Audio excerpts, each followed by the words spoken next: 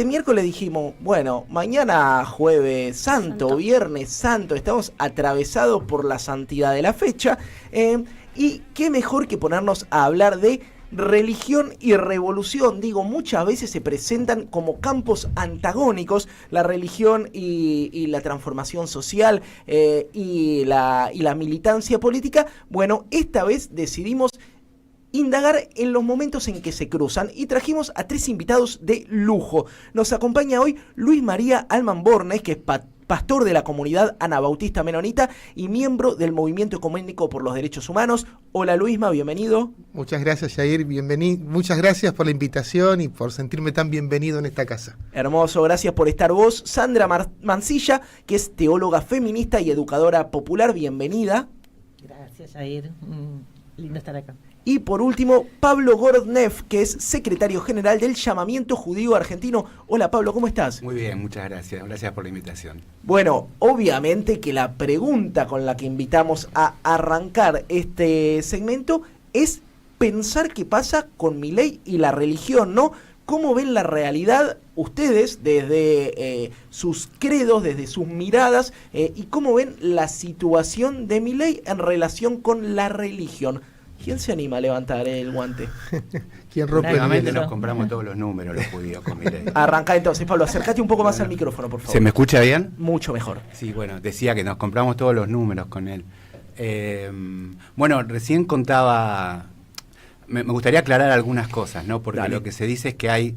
Por empezar, se dice que hay una relación de Milei con el judaísmo. Se dice que Milei es judío. No, no es Arranquemos por judío. ahí. Milei no es judío. Él dice que se va a convertir, eso estará por verse. Y bueno, lo que pasa con este... Él tiene una relación con un sector del judaísmo, ¿no? Con un sector y con el sector el sector que es muy conservador, que es con Chabad Lubavitch. No tiene una relación con todos los judíos de la Argentina, sino con un sector que está, digamos, que hay una elección particular. Chabad Lubavitch es una comunidad mesiánica que cree en el Mesías. Y él se siente un enviado, porque él habla como si él fuera un enviado de las fuerzas del cielo que viene a la tierra a resolver los problemas. Por otro lado, Chabad, él cuando vieron que él hace estos viajes a Estados Unidos a visitar la tumba del Rebbe de Lubavitch. Sí. El Rebbe de Lubavitch era una persona, un ferviente anticomunista. Digamos, o sea, no es casualidad. Digamos, un Juan Pablo II del judaísmo. Sí, por eso no me animaría a hablar de Juan Pablo II, pero era un ferviente, claro, Juan Pablo, sí. Después nos metemos con Sandra, pero está bien. Y digamos, no es una elección casual la que él hace, ¿no?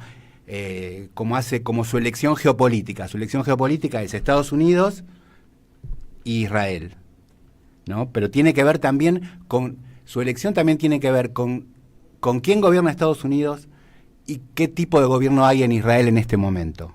Bien, bien. Sí. Sandra, hablábamos de las declaraciones de Javier Milei, primero respecto al Papa, pero segundo, ¿cómo lo ves frente a su posicionamiento ante el credo católico?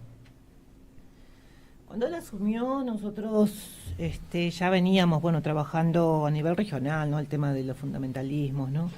Y él era una expresión arquetípica, prototípica, el prototipo del fundamentalista, en el sentido del uso, manipulación que hacía de las Sagradas Escrituras, de textos bíblicos, ahí para nosotros, y me refiero a nosotros porque formo parte de un grupo que hemos trabajado muchísimo en lectura popular de la Biblia, en todo lo que es lectura e interpretación, ¿no? Y decíamos, también en el contexto de la ocupación de Israel en Palestina, ¿no? Veíamos cómo todo eso formaba parte de un fenómeno mucho más grande y mucho más complejo, que era esto justamente, ¿no? El jugar con lo sagrado, ¿no? O sea, tocar las fibras de lo sagrado en lo que hace a los imaginarios culturales, ¿no? De nuestros pueblos. Aquí en Argentina eso pegaba muy fuerte, ¿no? Tocar la figura del Papa, tocar la figura de todo lo que tiene que ver sobre todo con la cultura católica.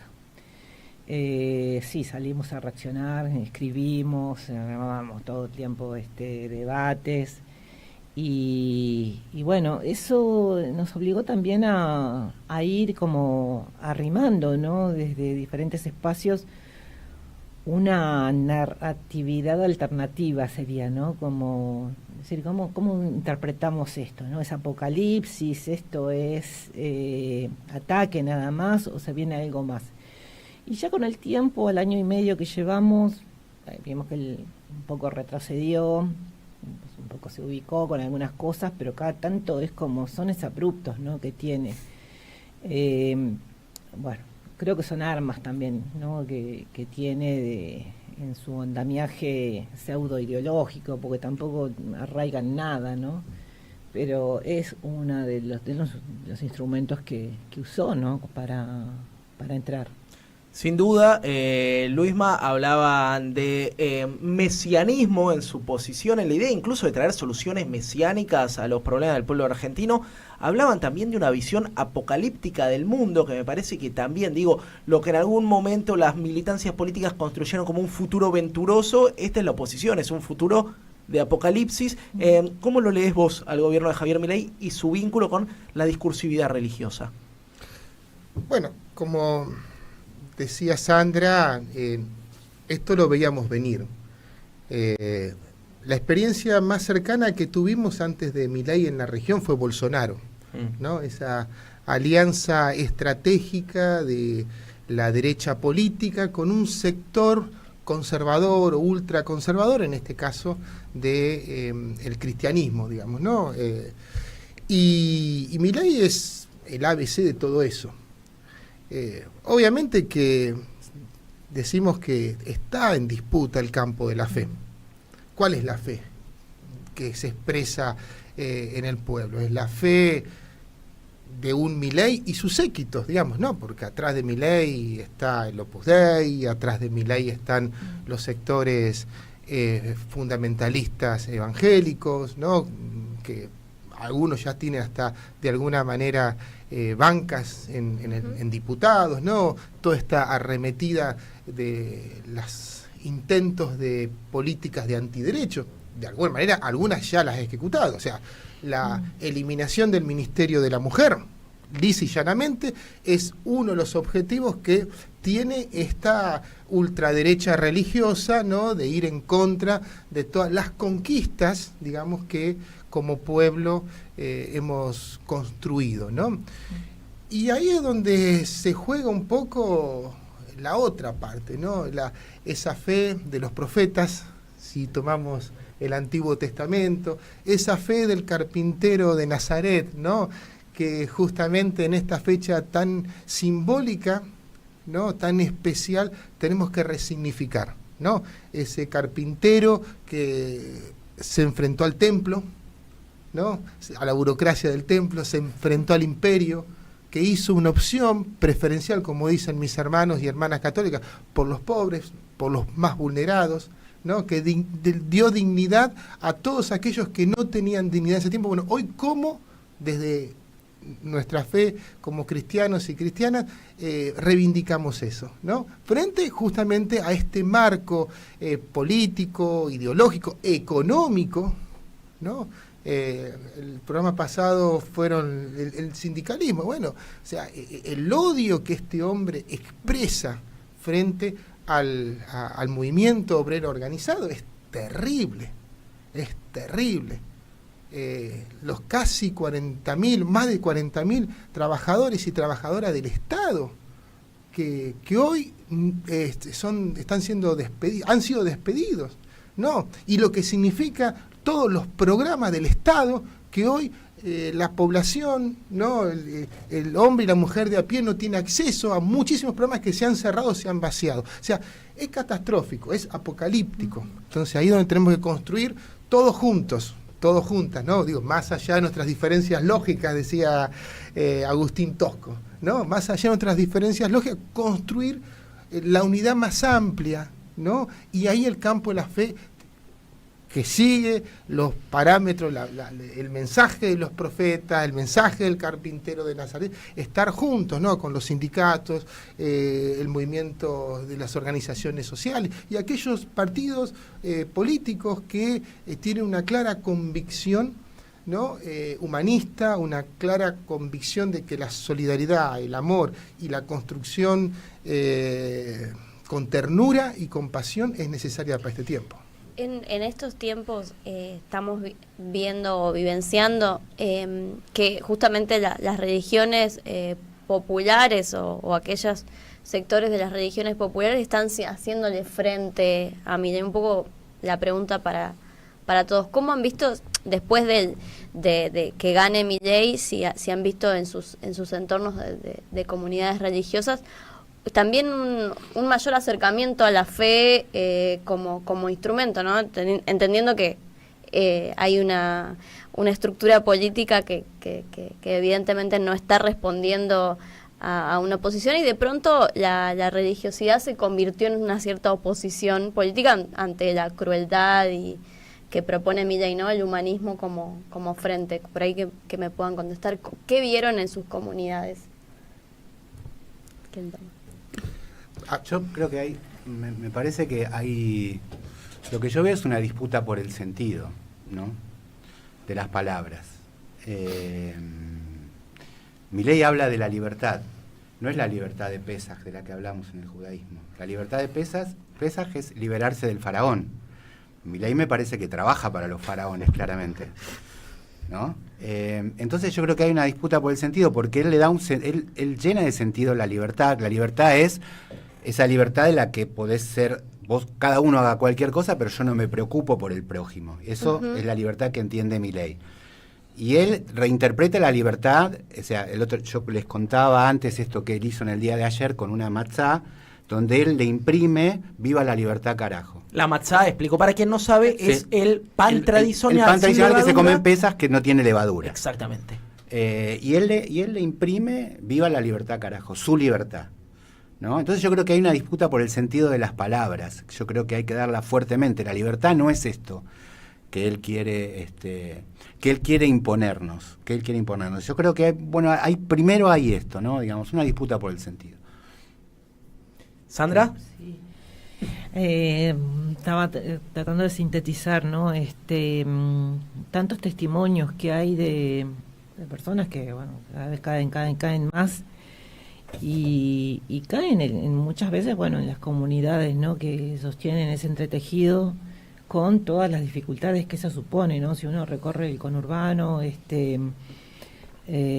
sé, me viene Paco a la cabeza, bueno, Merlo, Moreno, el oeste, el sur también, ¿no? Pero no solamente son comunidades religiosas, sino que se han entretejido con otras organizaciones del territorio, decimos, ¿no? Desde centros culturales, grupos de militancia, ¿no? Es como que de pronto, bueno, como se decía en Brasil, ¿no? Nadie suelta a nadie, ¿no? Agárrate de algo porque es un terremoto y va a pasar. Y siempre quedamos, ¿no? Siempre quedamos ahí organizándonos, ¿no?, en el territorio. Y en eso me sonaba, bueno, de los 4 principios de Francisco, esto de que el tiempo es superior al espacio, ¿no?, a estas construcciones, bueno, que pasan, pero el proceso se mantiene, ¿no? Creo que en eso nosotros hemos hecho mucho camino, ¿no?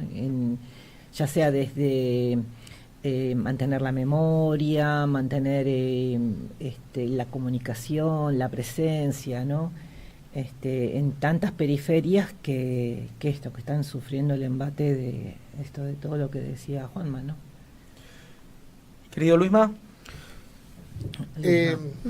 Perdón. No importa, Luisma, Juanma, José María. No sé es por la qué. libertad. Es la libertad. No, yo creo que estos tiempos, no sé cómo lo viven ustedes, pero si uno se centra en las comunidades de fe, las parroquias, ¿no?, las sinagogas, son tiempos donde tenés que definirte. No, a ver, ¿con qué ojos leemos el texto bíblico? ¿Con con ojos liberadores, con qué opciones, ¿no? O con ojos de odio, con ojos de exclusión, ¿no? Y acá nadie puede ser indiferente a eso, ¿no? Y en todos los procesos históricos donde, desde la dictadura, y si vamos más atrás, aquellos que... No sé, a mí me viene la situación de la Alemania del 33 en adelante, ¿no? Donde las iglesias protestantes se dividieron, ¿no? Entre la iglesia confesante y los cristianos alemanes. Los cristianos alemanes los que se alinearon al nacionalsocialismo. Y la iglesia confesante fue la que resistió. De ahí viene Dietrich Bonhoeffer, ¿no? 80 años de su martirio se cumplió la semana pasada, ¿no?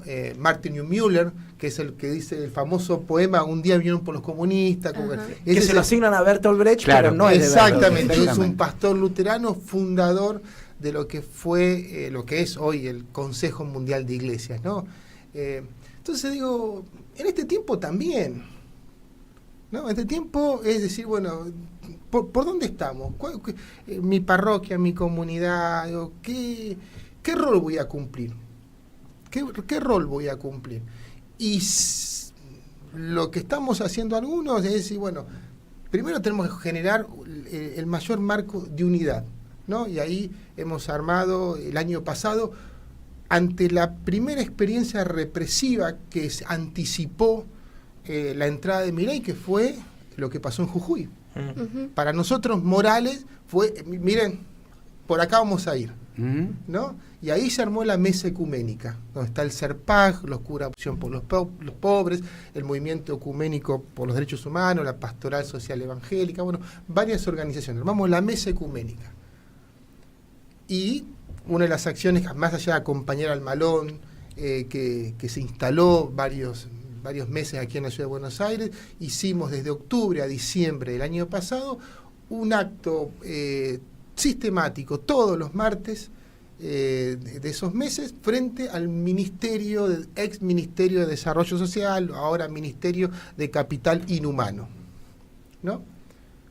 Expresando lo que significaba el desguace del Estado y lo que significaba para nosotros como cristianos y cristianas, ¿no? Esta política. Entonces, eso en primer lugar. ¿Y cómo lo hicimos? Lo hicimos en solidaridad y en alianza con organizaciones sociales, organizaciones sindicales y todos los que querían venir. Entonces vinieron de una organización que justo tenían un acto de las ollas vacías, está vinculado a la UTEP, hicimos un acto ahí, vinieron los médicos del Garrahan, vinieron la gente de la CTA, la gente de ATE, bueno, las juntas internas de desarrollo social, de la CENAF, y juntos amasamos eso durante todos esos meses, ¿no? Entonces es ahí donde, y obviamente, y la disputa también hacia adentro de las comunidades de fe. Ahora nos vamos a meter en eso, estamos pasaditos de la tanda. Yo solo antes de ir a la tanda quiero retomar, esta es una radio escuchada por muchos revolucionarios, ¿no es cierto? Hay una frase como la de Bertolt Brecht, que es vulgarmente asignada a Bertolt Brecht. Hay una frase de Marx que es muy conocida que dice: la religión es el opio de los pueblos, ¿no es cierto? Pero es una frase trunca. La frase de Marx dice: la religión es el opio de los pueblos, es el suspiro de la criatura oprimida, es el corazón de un mundo descorazonado y el alma de condiciones desalmadas. Esa es la frase con la que nos vamos a meter después de la tanda, con esta mesa como Dios manda en esto que se llama ¿Y si sale bien? 22:36, seguimos en el aire de la Radio de las Madres y nos vamos a meter de lleno en el debate sobre el potencial liberador de la religión. Que recuerdo hace mucho tiempo en un trabajo que tuve, una persona que le quiero mandar un abrazo grande, se llama Juan Bernal, me explicó que en la Biblia, en el Nuevo Testamento, como en muchos textos históricos, se condensan disputas por el poder, ¿no es cierto? Que uno es el Dios de los alfareros, el Dios que con sus manos crea desde el barro al hombre y la mujer, y otro es el Dios de la palabra, el que da una orden y se cumple. También, dentro de la religión judía, uno es el Dios de los macabeos, de las guerrillas opuestas al imperio, el dios de Moisés liberando al pueblo de los faraones, y otro es el dios de los jueces, ¿no es cierto? El dios de la burocracia, como decía Luisma. Quiero detenerme en la lectura de ustedes sobre el potencial liberador de la religión, porque también hay muchos que con mucha razón nos han dicho la religión es una limitación para cualquier potencial revolucionario, es el peso de la tradición consuetudinaria sobre las espaldas de nuestros pueblos. Y al mismo tiempo hay sobrados casos en Latinoamérica y en Argentina de la religión con una perspectiva revolucionaria. ¿Cómo lo ven y quién levanta la mano para arrancar? En América Latina la religión ha jugado en los dos bandos. Entonces vos tenés a Camilo Torres, tenés a Monseñor Romero, tenés a los hermanos Cardenal en Nicaragua, y así podemos seguir nombrando. Y del otro lado también tenés jerarquías de diferentes iglesias, de alguna manera siendo instrumento para la opresión, ¿no? O sea, es complejo, digamos, ¿no? Entonces, a veces le pedimos a nuestros compañeros, camaradas, o como sea, de lucha, digamos, miren el campo de la fe con mayor amplitud. No se queden con una parte de la historia. A mis compañeros del sindicato les digo, miren, imagínense si nosotros que decimos que somos un sindicato combativo, nos catalogaran como el sindicato de los burócratas, ¿no? Y todas esas cuestiones que mancillan la digna tradición del movimiento obrero organizado, ¿no? Hay de todo, ¿no? Como hubo un Tosco y un Rucci, ¿no? Hoy también existen esas cuestiones. Digo, en la religión pasa lo mismo. Entonces, todos los movimientos de liberación, todos los movimientos revolucionarios tuvieron un elemento espiritual, un movimiento que acompañó desde la fe esas gestas. Y nombré solo algunos, pero los oyentes podrán compartir muchísimos más en América Latina y en diferentes partes del mundo. En Europa hablamos recién de la Iglesia Confesante, fue la iglesia que resistió al nazismo, ¿no? En ese momento, y hablamos de un mártir que fue mandado al campo de concentración por el mismo Hitler y ejecutado 2 meses antes que cayera la Alemania nazi. Entonces digo, me parece que tenemos que ver con amplitud y es una enorme oportunidad si queremos generar esa gesta para un nuevo cambio en lo que hoy nos interpela este tiempo. ¿Qué pasa con la comunidad judía, cada vez institucionalmente más volcada a la derecha? Bueno, ¿qué pasa con la comunidad judía más? Necesitamos un programa solo para este tema, un programa, ¿no? para eso, pero yo quisiera, a ver, vamos a tratar de ir un poquito más hacia atrás. Hay un libro que a mí me marcó mucho que se llama El fin de la modernidad judía, historia de un giro conservador de Enzo Traverso. No sé si lo conocen. Sociólogo italiano, ¿no? Sociólogo italiano, historiador. Digamos, la tradición judía incluye a la religión, digamos. Es una tradición cultural que incluye a la religión. Y dentro de la tradición judía, que son pura tradición judía, entran Marx, que era judío, Trotsky, Rosa Luxemburgo, Freud, que eran pura tradición judía, pero el judaísmo les quedó chico. El judaísmo les quedaba chico, los limitaba.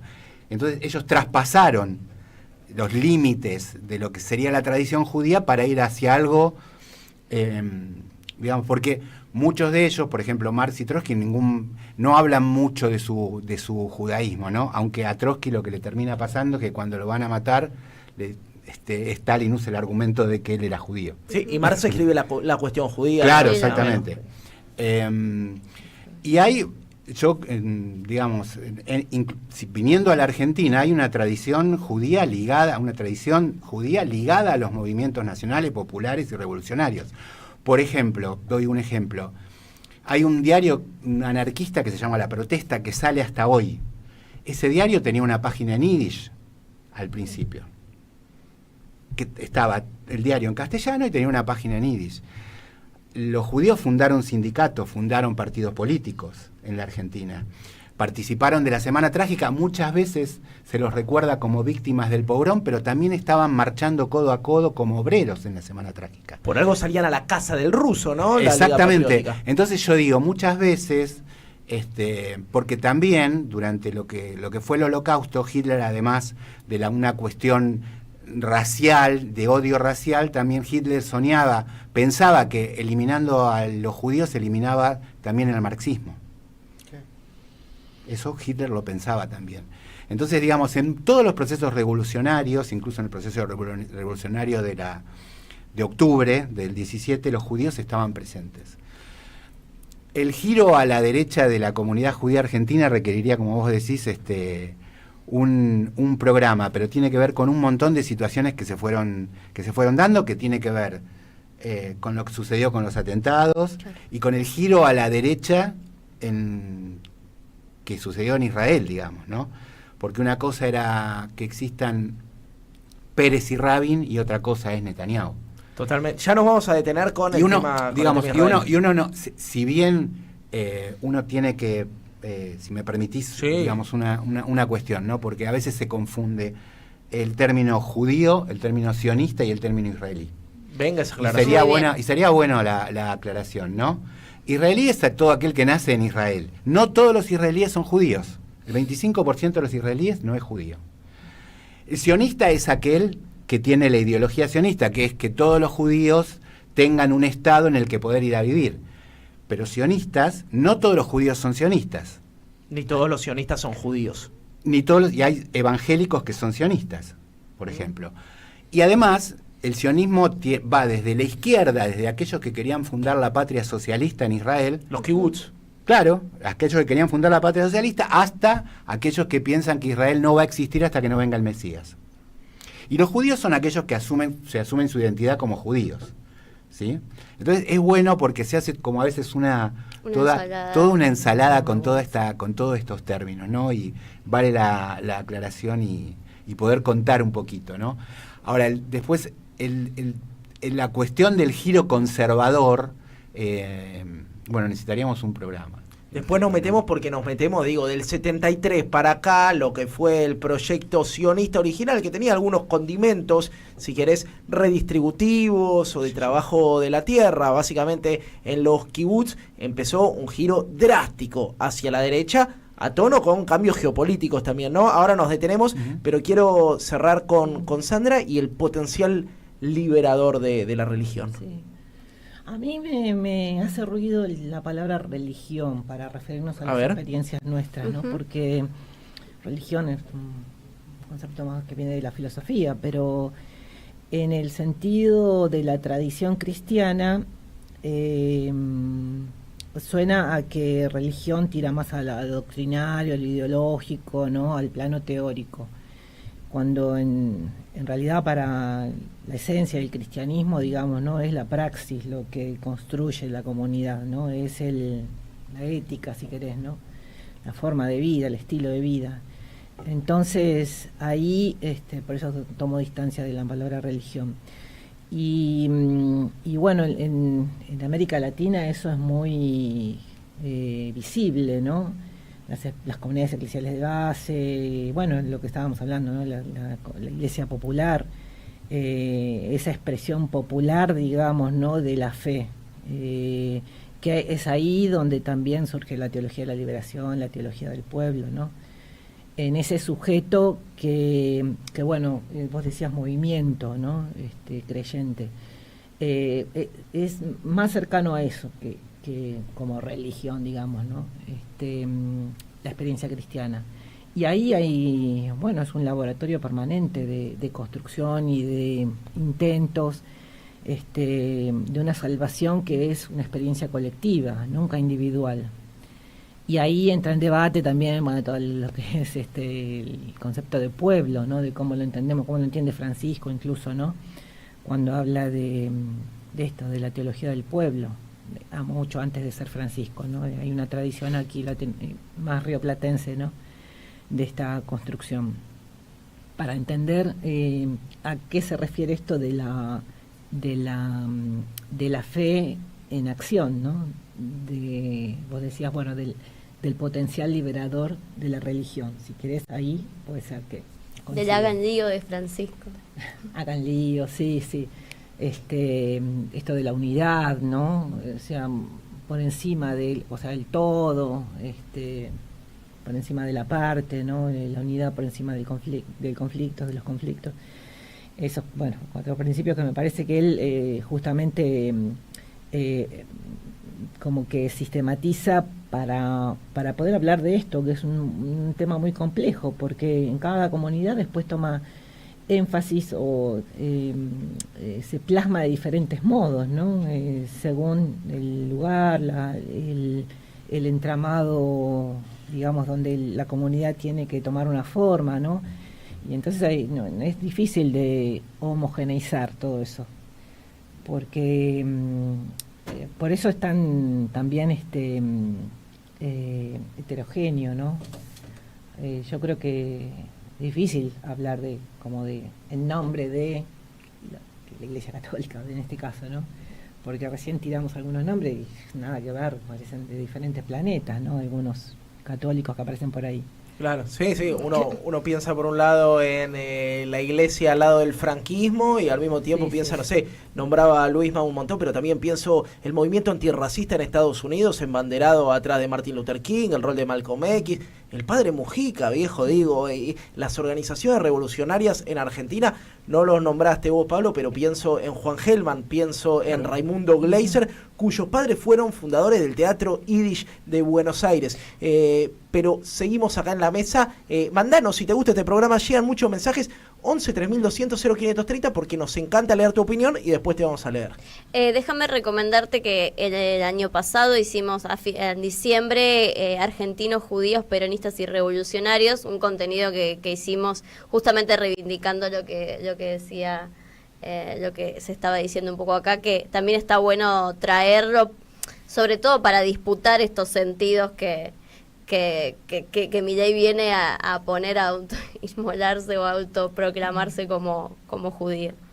Sí, pensábamos también, en ese momento laburábamos sobre la figura de José Bargelberg, ¿no? La CGE, la Confederación General Empresaria, pensar un empresariado nacional en la figura de un tipo que era un empresario pensando un proyecto nacional y popular. Nos quedan 10 minutos, así que nos vamos a meter en los temas sensibles porque a eso vinimos y ustedes están entregados en este momento a nuestra incisiva capacidad periodística. Luisma, obviamente que nos vamos a detener en los movimientos pentecostales, neopentecostales y las nuevas derechas. ¿Qué pasa ahí? ¿Qué hay en la discusión sobre la teología de la prosperidad? Y también cuántas experiencias alternativas a eso. Alguna vez recuerdo hablar con vos que me contabas de la lucha de las comunidades protestantes contra la dictadura en Argentina, en favor del laicismo. Bueno, ¿cómo ves las nuevas derechas y las creencias pentecostales y neopentecostales? Bueno, muchos sabrán que hubo un documento, el documento de Santa Fe, impulsado por Rockefeller, donde, viendo el panorama de América Latina, donde la teología de la liberación estaba creciendo mucho, no solo principalmente en la Iglesia Católica, sino también muchas tradiciones protestantes adhiriendo a esa corriente, la idea que tuvieron, impulsado obviamente por la CIA, es la promoción, digamos, de movimientos, llamémosle neopentecostales, ¿no? Pues yo quiero hacer una aclaración en favor de mis queridísimos hermanos pentecostales, ¿no? Que el pentecostalismo en su tradición primaria es una experiencia evangélica, protestante, de carácter popular, digamos, ¿no?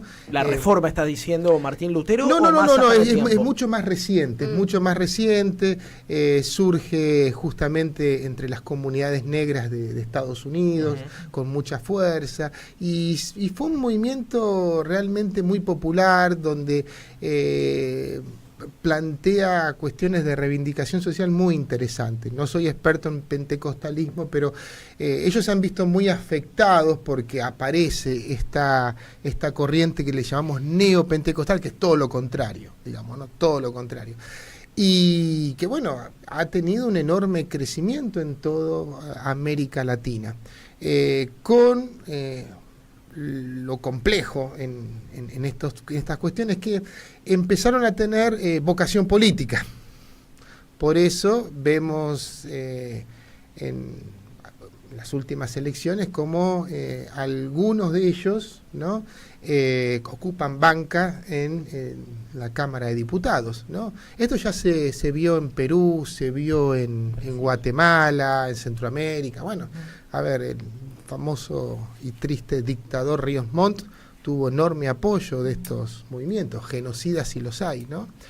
Entonces, bueno, es preocupante de alguna manera, porque la teología es el individualismo, ¿no? O sea, el nos salvamos en comunidad no sirve ahí. Ahí es toda la cuestión del mérito, meritocracia, ¿no? O sea, son cosas que van sonando, ¿no?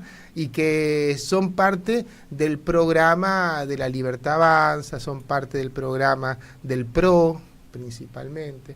Entonces, es la religión del mercado, de alguna manera. Es la religión del mercado, la de estos pastores que son algunos con millonarios, que generan cierta manipulación emocional dentro de su feligresía. Es complejo, pero con sentido siempre esperanzador. Por otro lado, hay una iglesia de tradición evangélica, protestante, que es la alternativa, digamos, a eso, o que de alguna manera es la vertiente tradicional que tiene que ver esa fe que se construye en comunidad, ese ideario tradicional progresista. Digo, yo cuando a veces discuto con algún evangélico conservador, le digo, mirá, los primeros evangélicos en América Latina fueron los que impulsaron el matrimonio civil. Acordemos, ¿no?, que cuando te casaba el único acta que existía era el de la parroquia. Entonces el matrimonio civil tuvo a protestantes ahí, evangélicos, impulsándolo. La educación laica, Juana Manson, o sea, empezamos, entonces, era hablar de evangélico, hablar de protestante, hasta la década del 70 era hablar de una corriente cristiana mayoritariamente progresista. Después hubo como podemos quizás emparentarnos con lo que pasó con el judaísmo, hubo una avanzada de los movimientos neopentecostales, el movimiento carismático, también cumplió un papel muy fuerte en impulsar eso, que también se da en el catolicismo. El movimiento carismático católico también es esencialmente conservador. Entonces ahí vemos esa cuestión, pero bueno, ahí estamos diferentes comunidades de tradición protestante resistiendo y generando un sentido diferente. Un poco para también entrar un poco en el barro y quizás dejar ahí preguntas para vos, Sandra. ¿Cómo se conjuga la creencia cristiana con el feminismo? ¿Qué se encuentra ahí que a muchas, no sé, en la lucha por el derecho al aborto, no sé, católicas por el derecho a decidir, ha tenido un rol importante en acercar a muchas compañeras que decían, bueno, yo no soy feminista, pero soy católica, pero quiero que exista el aborto, digamos. ¿Cómo se conjugan esas dos potencialidades? Bueno, el feminismo ha tenido muchas etapas, ¿no? Yo por ahí soy del primer feminismo de los años 80, por ahí, ¿no? Que éramos mucho menos y nos entendíamos mucho más, ¿no? Hoy hay muchos feminismos, sí. Entonces también hay que ver ahí dónde uno se ubica, desde dónde. Yo desde mi experiencia, digamos, ¿no? A mí, de venir construyendo mi fe, digamos, ¿no? Desde una identidad de pertenencia, digamos, ¿no? A los espacios comunitarios, populares, ahí la mayoría somos mujeres, ¿no? Entonces, animando la comunidad, las parroquias, la formación, de pronto esa formación pedía más, entonces nos dimos cuenta que empezábamos, que había cuestiones que se cruzaban ahí cuando leíamos la Biblia. Decir, che, ¿qué pasa acá con la Biblia, con esta mujer, ¿no? Fulana, tal? ¿Cómo no conocíamos esto y esto? ¿Por qué nunca se nos predicó esto, no? Entonces, bueno, un trabajo que te estoy hablando del 90 para acá, ¿no? Ujú. De mayor protagonismo de la voz de las mujeres en las iglesias. Eso va entretejiéndose con la otra punta que venía quizá desde ámbitos más académicos, más intelectuales, bueno, había teólogas que ya venían escribiendo cosas, ¿no? Quizá que no estaban en español, entonces no había traducciones. Y ahí entonces yo como, digamos, ¿no? Como teóloga, como también, qué sé yo, con ciertas inquietudes de formarme un poquito más mis fundamentos, ¿no? De fe, fuimos tejiendo puentes, ¿no? Es decir, bueno, a ver, estas autoras que vienen escribiendo de esto que nos resultaba tan lejano, en nuestra realidad se traduce de este modo, es decir, es lo mismo que nos pasa, están hablando de nosotras, ¿no? Claro. Entonces, empezamos ahí entonces a articular ciertas narrativas, relatos, discursos, ¿no? Fundamentos que sostienen hoy la teología feminista que llamamos. Y eso se fue encontrando con otros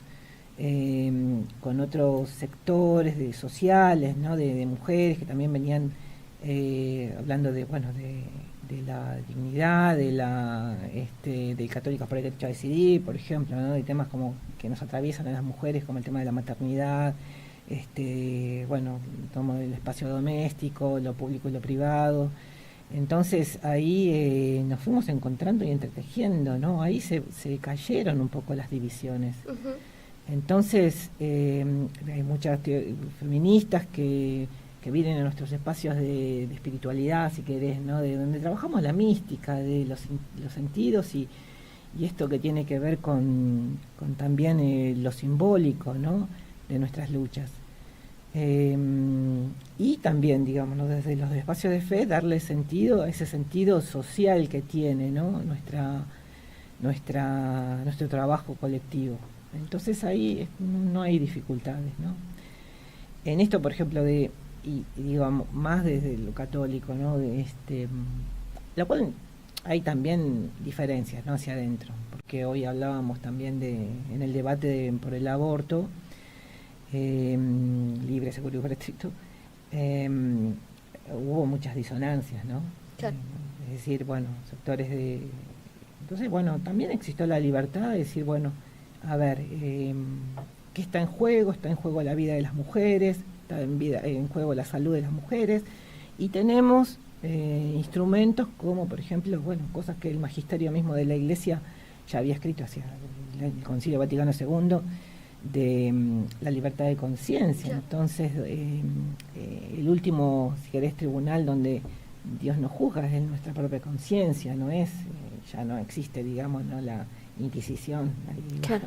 Entonces, construir también ese sujeto ético, ese sujeto jurídico, ¿no? de la mujer creyente católica, y que es ciudadana también, ¿no? de un espacio político.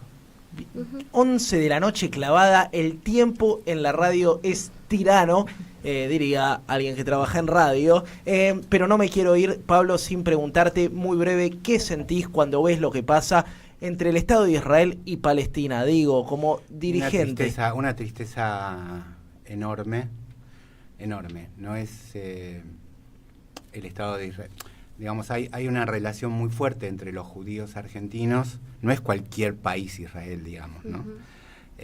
Imagínate que en Israel viven 70.000 argentinos, en la comunidad judía argentina somos entre 200 y 240.000, todos tenemos familia, amigos, y en nuestro imaginario pensábamos otro Israel hace muchos años, y ahora, digamos, uno siente tristeza y dolor al ver lo que Israel está haciendo en Gaza.